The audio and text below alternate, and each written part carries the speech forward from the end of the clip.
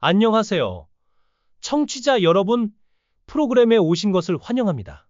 미국이 이란의 핵시설을 폭격한 이후 많은 이들이 왜 미국이 북한에 대해 비슷한 조치를 취하지 않았는지 궁금해할 것입니다. 중국 웹사이트 텐센에 실린 한 중국 저자의 기사는 북한과 이란이 미국이 북한에 대해 동일한 방식으로 행동하지 못하게 하는 몇 가지 차이점을 강조합니다. 외부의 시각에서 이 분석을 살펴보겠습니다.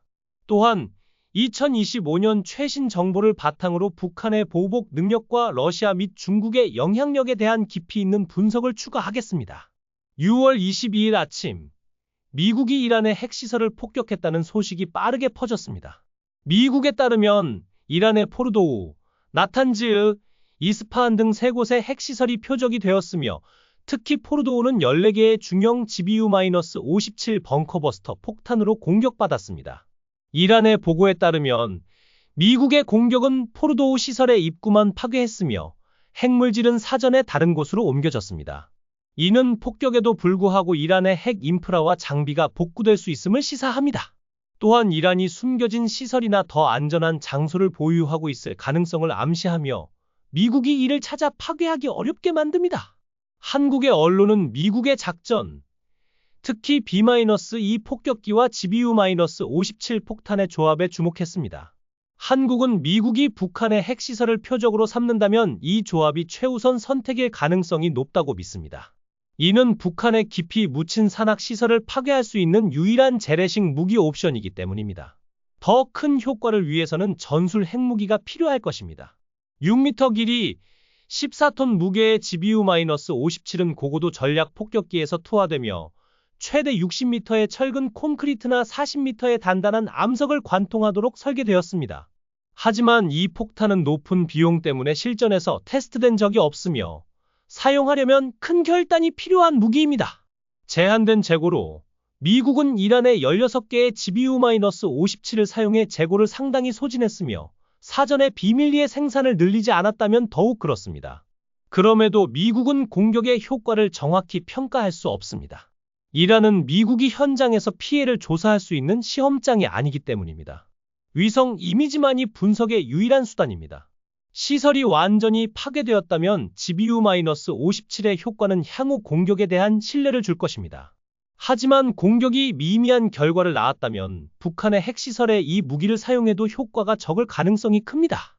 이란의 포르도우 시설은 자그로스 산맥의 화강암 산속에 건설되었지만 북한의 주요 핵시설, 예를 들어 용병 반응기는 지상에 있습니다.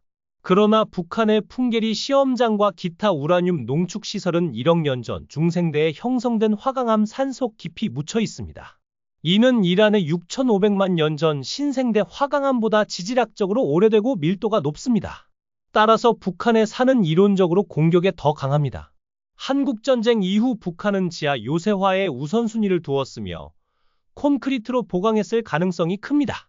더 결정적으로 북한의 보안은 이란을 능가하며 스파이가 핵 프로그램에 침투하기 거의 불가능합니다. 수십 년간 노출에도 불구하고 북한의 지하시설의 전체 범위를 아는 사람은 소수에 불과하며 미국은 이에 대한 정보가 제한적입니다. 미국이 입구나 환풍구를 파악하더라도 지하 공간의 정확한 위치를 찾는 것은 거의 불가능해 GBU-57 공격은 효과를 내기 어렵습니다.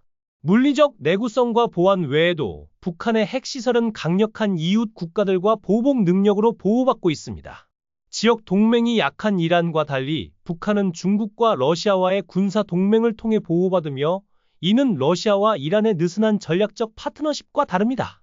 북한에 입증된 핵무기와 이란보다 우수한 탄도미사일 기술은 미국의 행동을 억제합니다. 북한의 화성-17, 18, 19 대륙간 탄도미사일은 1000km 이상의 사거리를 가지며 미국을 표적으로 설계되었습니다. 높은 궤적으로 테스트되었지만 표준 조건에서의 신뢰성은 입증되지 않았으나 미국은 이에 대해 도박을 하지 않을 것입니다. 2022년 북한의 핵 정책에 따르면 핵시설에 대한 공격은 핵 보복을 유발할 것입니다.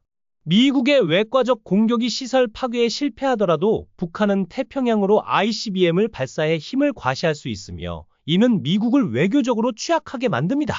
북한 국영 언론은 전문가를 인용해 미국의 이란 공격이 이란의 핵 야망을 억제하려는 절박함을 보여주지만 용병이나 다른 북한 시설에 대한 유사한 공격 가능성은 낮다고 인정했습니다. 1994년 첫 번째 북한 핵 위기 동안 미국은 외과적 공격을 고려했으나 결국 실행하지 않았습니다. 미국이 북한을 자극하지 않는 한 북한은 미국의 미사일을 발사할 이유가 없습니다. 따라서 워싱턴은 일본이나 한국을 위해 북한의 핵시설 폭격을 감수할 가능성이 낮습니다. 반패권적 관점에서 이스라엘은 중동에서 서구의 요새 역할을 하며 이란의 핵 상태와 관계없이 지역 강대국을 억제합니다. 반면 한국과 일본은 이스라엘의 전략적 중요성을 가지지 않으며 동북아시아에서 중국과 러시아의 존재는 미국의 군사적 발자취를 압도합니다. 도널드 트럼프의 이란에 대한 접근은 국내 지지를 강화하려는 것이지 전면전을 일으키려는 것이 아니었습니다. 북한에 대해서는 트럼프가 충돌에 대한 동기가 더 적습니다. 또 다른 한국 전쟁은 미국이 감당할 수 없습니다. 대신 트럼프는 미국의 군사훈련 감축을 대가로 북한의 핵 프로그램 동결을 협상해 외교적 성과를 추구할 가능성이 높습니다. 역사의 흐름은 분명합니다. 미국이 지금 행동하지 않는다면 앞으로는 더욱 행동할 능력이 없을 것입니다. 북한의 핵력은 사실상 무력으로 해결할 수 없습니다. 한국은 일부 흥분에도 불구하고 북한이 핵국가로 인정받을 가능성을 점차 받아들여야 하며 이는 향후 정책에 영향을 미칠 것입니다. 미국의 영향력이 줄어들고 한국이 평화적 발전을 우선시한다면 한반도의 안보 위기 위험은 줄어들 것입니다. 북한의 핵 야망은 처음에 안보 우려와 안전한 발전 환경을 확보하기 위한 것이었습니다. 북한의 보복 능력에 대한 깊이 있는 분석. 2025년 현재 북한은 핵과 미사일 능력을 지속적으로 강화하고 있습니다. 미국 정보기관의 연례 위협 평가에 따르면 북한은 수십 년 만에 가장 강력한 전략적 위치에 있으며 100개의 핵탄두를 보유하고 매년 7개를 추가 생산할 수 있습니다. 최근 핵 반격 시뮬레이션 훈련과 7차 핵실험 준비는 북한의 보복 신뢰성을 강조합니다. 화성 시리즈 ICBM 외에 초음속 미사일과 다중 독립 재도립체 MIRV 기술 개발로 미국 본토를 위협하는 능력이 향상되었습니다. 해상 기반 핵 능력 잠수함 발사 탄도미사일도 진전되어 보복의 다양성을 높입니다. DMZ 근처 6,000문 이상의 포병과 화학 사이버 무기는 한국과 일본에 대한 비대칭 공격을 가능하게 하며 미국의 동맹국에 치명적 피해를 줄 수 있습니다.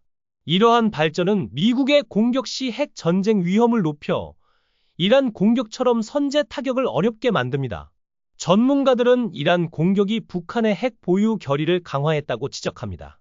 러시아와 중국의 영향력 분석.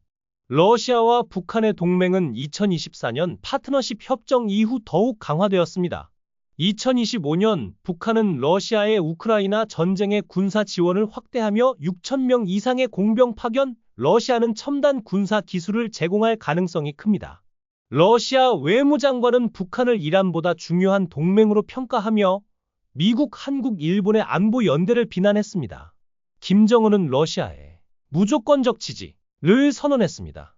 이 동맹은 미국의 공격 시 러시아의 개입을 유발할 수 있으며 유엔 안보리에서 제재를 막아 북한을 보호합니다. 중국-북한 관계는 2025년 회복 조짐을 보입니다. 1961년 상호 원조 조약은 여전히 유효하며 중국은 북한의 러시아 협력을 활용해 영향력을 재조정하고 있습니다. 최근 중국은 북한의 관광 농업 지원 계획을 발표했으나 우크라이나 전쟁 관련 직접 군사 지원은 없었습니다. 중국은 북한 핵 문제를 미국의 군사 훈련 탓으로 돌리며 한반도 전쟁 시 북한의 영토 유지 능력에 따라 개입할 수 있습니다. 분석가들은 중국이 북한의 핵 보유를 수용하는 방향으로 이동하고 있다고 봅니다.